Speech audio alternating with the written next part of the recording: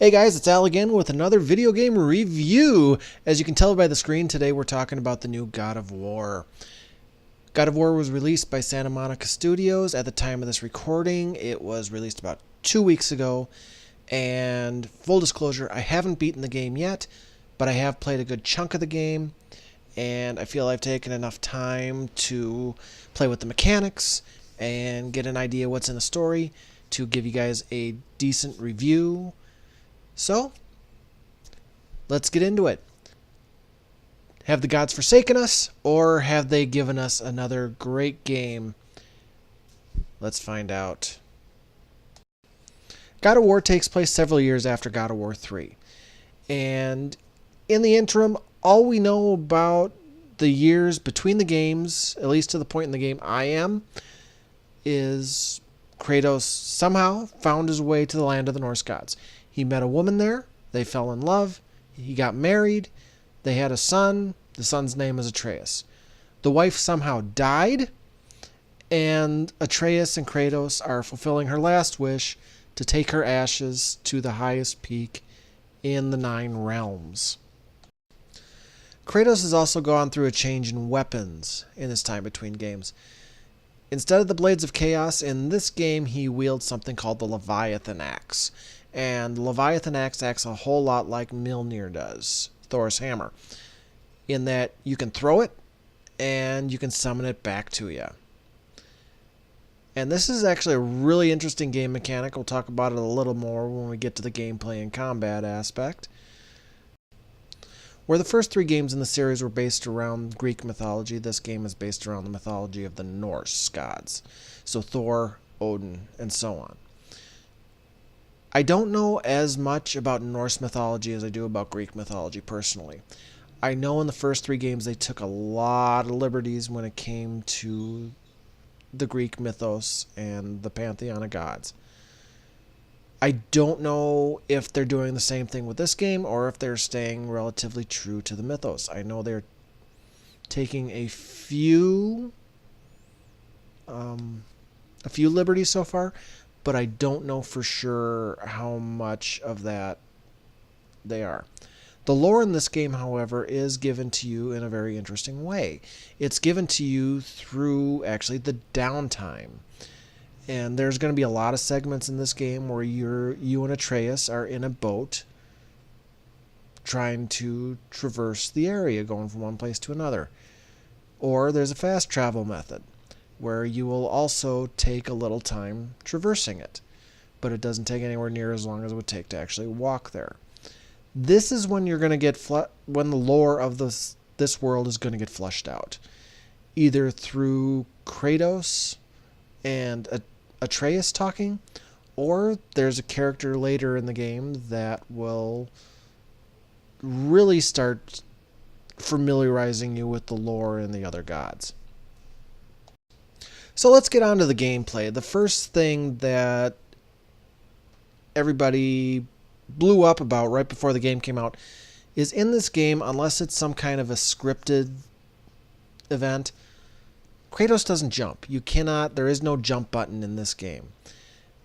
And I have to say, for the most part, I haven't missed it. I haven't missed it because the rest of it is very good, and it is a different style of combat. The Leviathan Axe has some very interesting mechanics to it. Like I said, you can throw it, and that gives you an array of different strategies. You can throw it right at somebody. Some enemies it'll stick in. The bigger ones, trolls and such, your axe will actually stick to it, and it'll do damage when you hit them and damage when you pull it back because you're pulling it out of their body. You can throw it behind an enemy and adjust yourself and call it back so it hits them from behind. That can be helpful against enemies with shields. There's also a parrying technique, which just happened on the screen if you're watching. So combat is much more strategic this time around.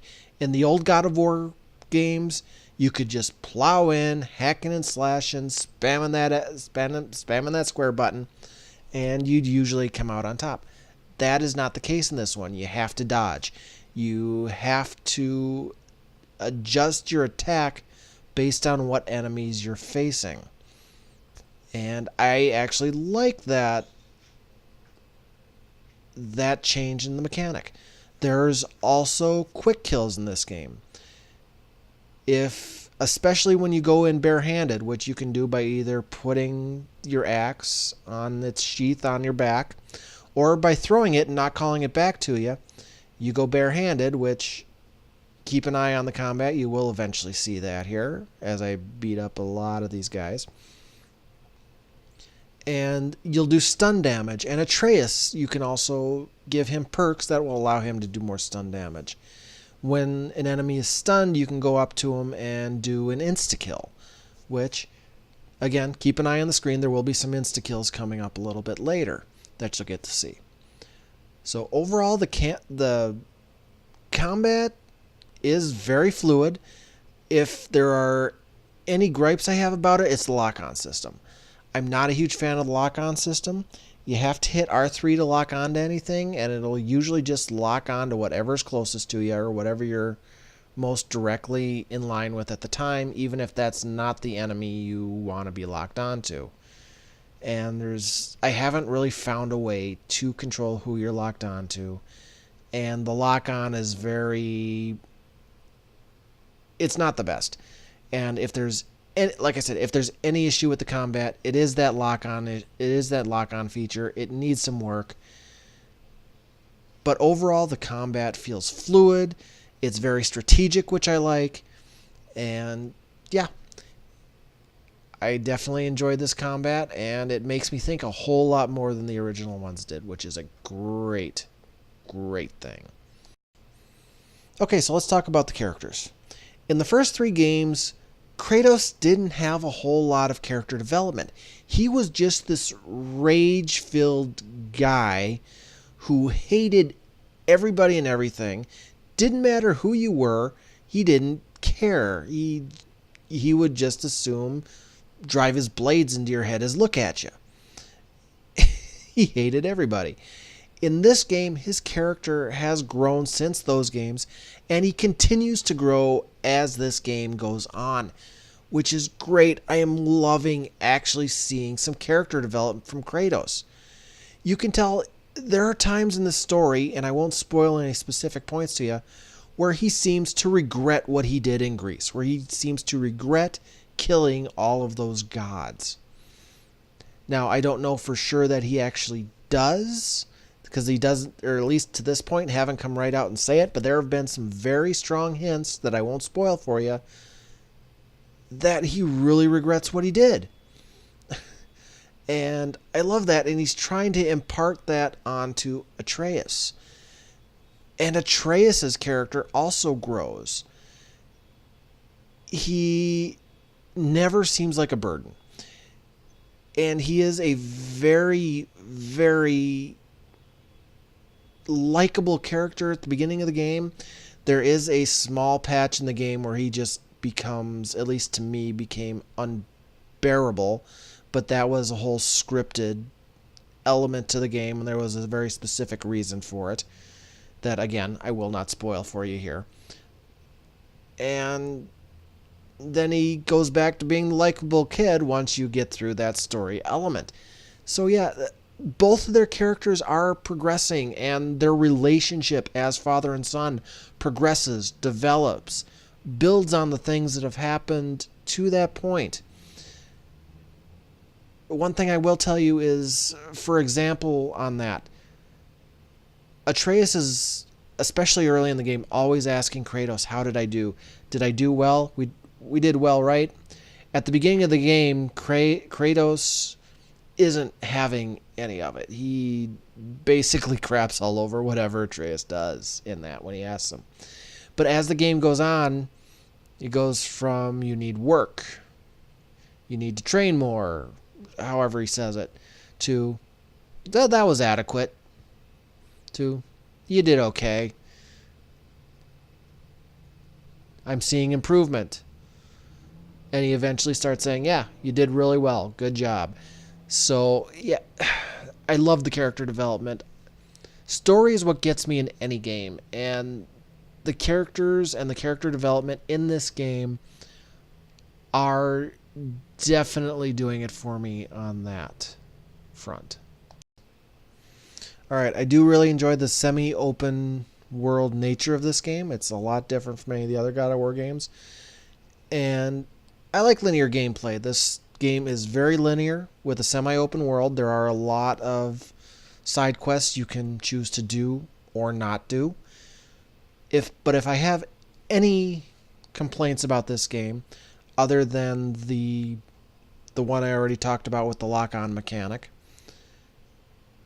it's that the boss fights seem to be very few and far between. When you think of the God of War series, most people are going to think about these big, epic boss fights, and there being lots of them, right? And that's what I think about when I think of the God of War.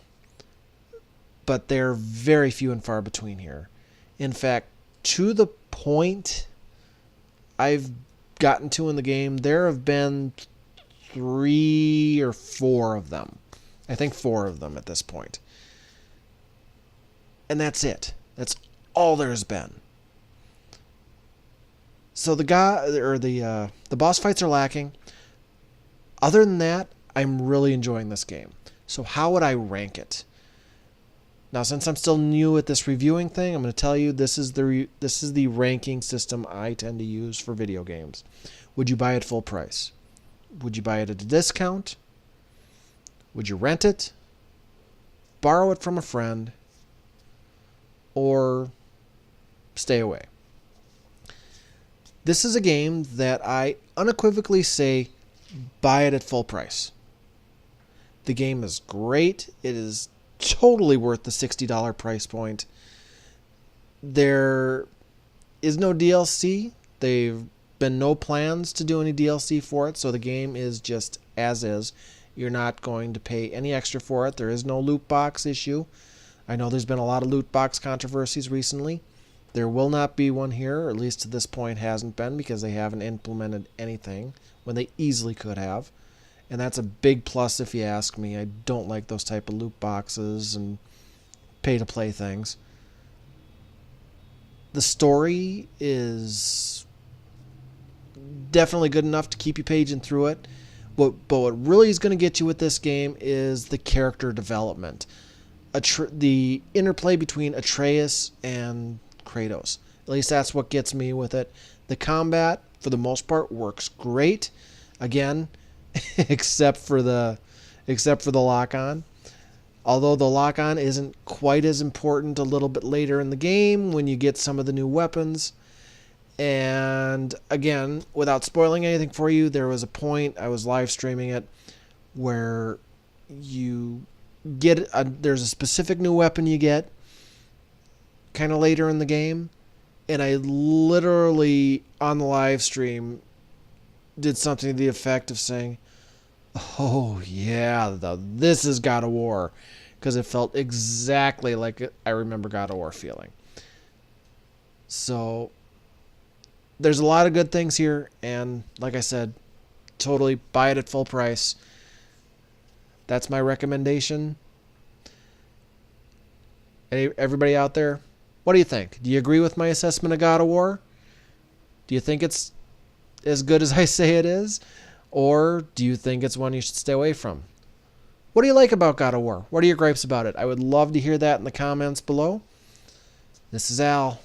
I'll see you next time.